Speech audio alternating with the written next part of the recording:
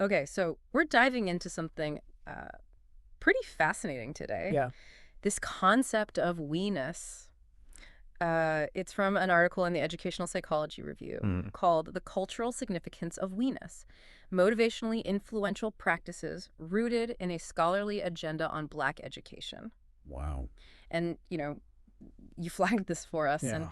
and I was just immediately struck by this idea of, like, using cultural assets as a way to motivate students. I know, right? Yeah.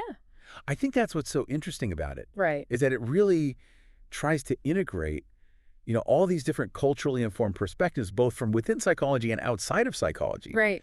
to come up with this kind of holistic view. Yeah, and it's not just a superficial understanding of culture. It's Yeah. actually really understanding the practices and values Exactly. that are so deeply ingrained. Yeah, and how those can be really strong drivers of motivation, especially for Black students. Right. So the article breaks this idea of we-ness down into 4 parts. Okay. Freedom dreaming, stressing the communal, why remembering, Okay. and steering and voicing. Okay. Sounds good. So that's what we're going to try to unpack in this deep dive so that you have Right. a really good understanding of how this all works and why it's important, not just in education, Right. but potentially in other contexts as well. Right, and I think what you'll see is that these 4 concepts are really interconnected. Mm-hmm. So, as we're discussing them, you'll see how they really kind of build on each other Right. and kind of all work together to create this really strong sense of purpose, both individual and collective. Okay, so let's start with that first one. Okay. Freedom dreaming. Yeah. What is that? So freedom dreaming is really all about kind of envisioning possibilities beyond the constraints that we find ourselves in. Okay. And so the article talks about the work of Robin D.G. Kelley, Right. who in 2002 wrote about the Black radical imagination. Okay. And it's really this idea of being able to dream and imagine a future that is fundamentally better, even when current circumstances feel limiting. Oh, okay, so it's kind of like a step beyond goal setting. I think so, yeah. It's not just about setting specific goals, but it's about kind of tapping into this much deeper aspirational level. Right. It's really about breaking free from those perceived limitations Yeah. and allowing yourself to imagine a future that might seem audacious at the moment. And I think this kind of dreaming, especially rooted in the historical context of, Black liberation, Right. becomes this really powerful motivating force. Right. It allows students to see themselves not just as passive recipients of knowledge, Right. but as active agents in creating that better future. So how could a teacher implement this? Well, I think... How could a teacher implement this in a classroom? Right. So I think it could look like encouraging students to think outside the box, to challenge assumptions and to come up with innovative solutions to problems that they see in their communities or even globally. Okay. It's about creating a space where those what-if questions are not just allowed, Yeah. but they're encouraged. Right. Imagine asking students, if you could change one thing about your community, what would it be? Or even what steps would you take? Right. That kind of open-ended, future-oriented thinking really cultivates that sense of possibility. Okay, so that makes sense. Yeah. Moving on to the second piece, Okay. stressing the communal. Why?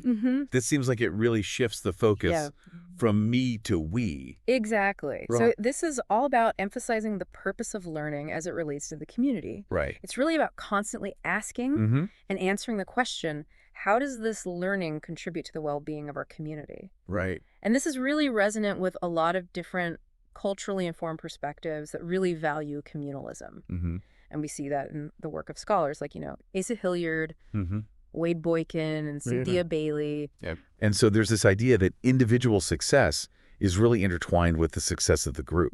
So it's less about learn this because it's good for you. Right. It's more about learn this because it's good for us. Exactly. Right. And I think this can really change how we think about teaching.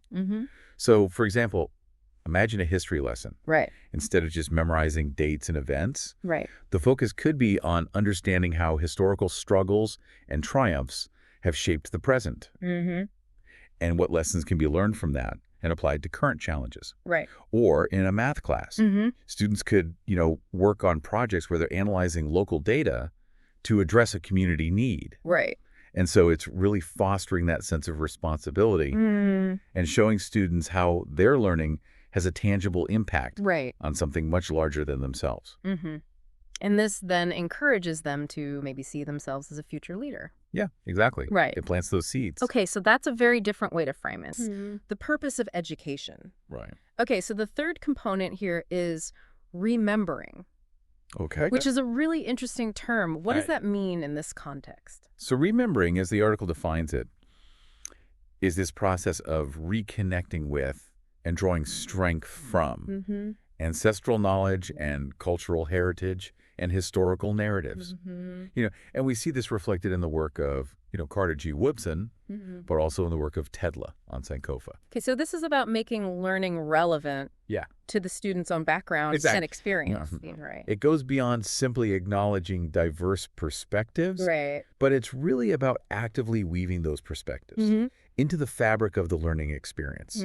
And this affirms students' identities, creates a sense of belonging, and demonstrates that their cultural knowledge is not only valid, but it's a valuable asset.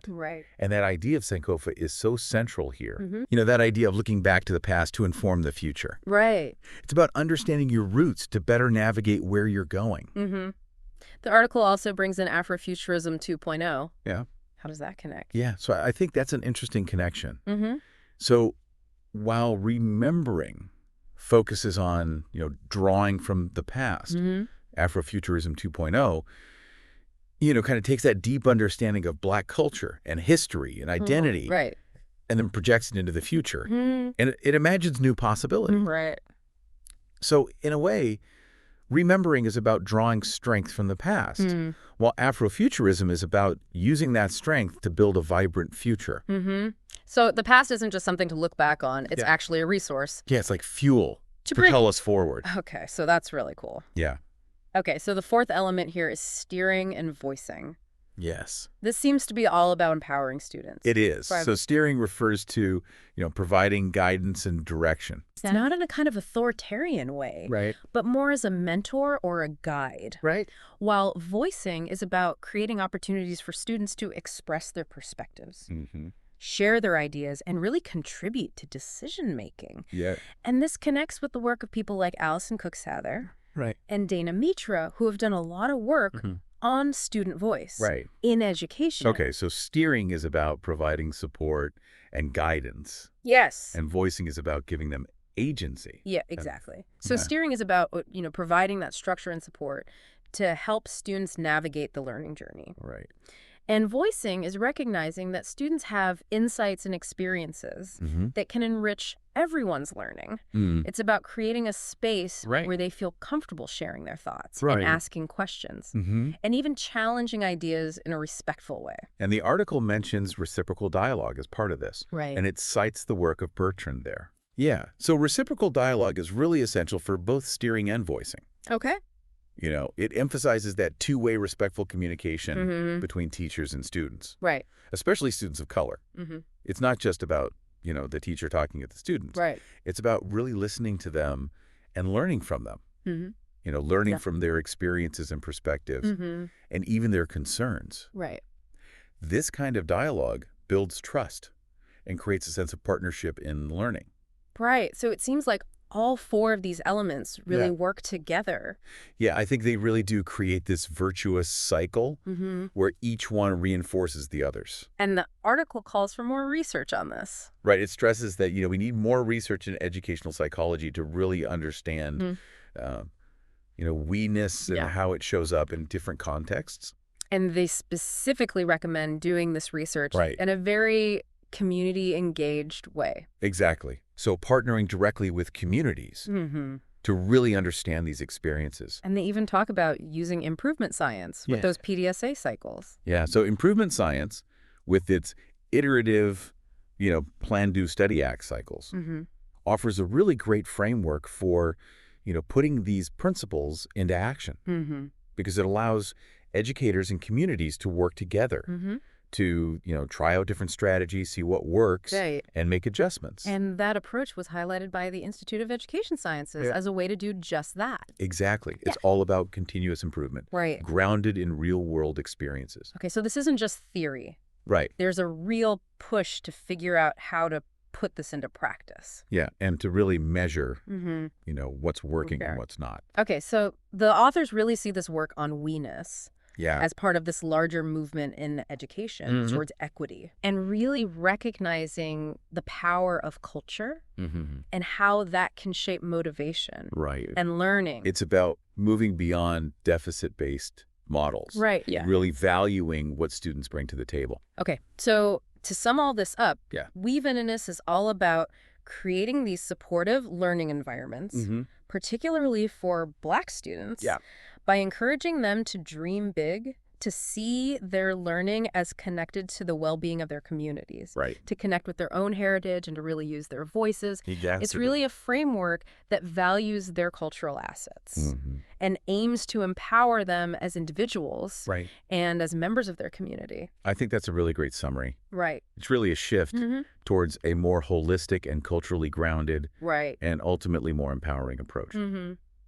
So this has been a really fascinating look at this concept of We-Ness. And I think for you, our listener, this gives you a really solid understanding of some of the core principles behind culturally relevant education and really highlights the connection between culture and motivation. It's so important. And I think it really underscores how important it is to look at the strengths that communities have as a starting point for creating, more equitable learning environments. Right. So as you're thinking about all of this, I want to leave you with a question. Okay.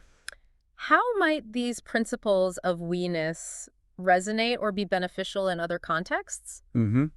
So beyond the specific focus on Black education, how could we leverage those unique cultural assets to cultivate the sense of collective motivation and shared purpose? I think that's a really important question. Yeah, it's something to really think about. Absolutely. Okay, thanks for joining us on this deep dive into We-Ness. Thanks for having me. All right, we'll see you next time.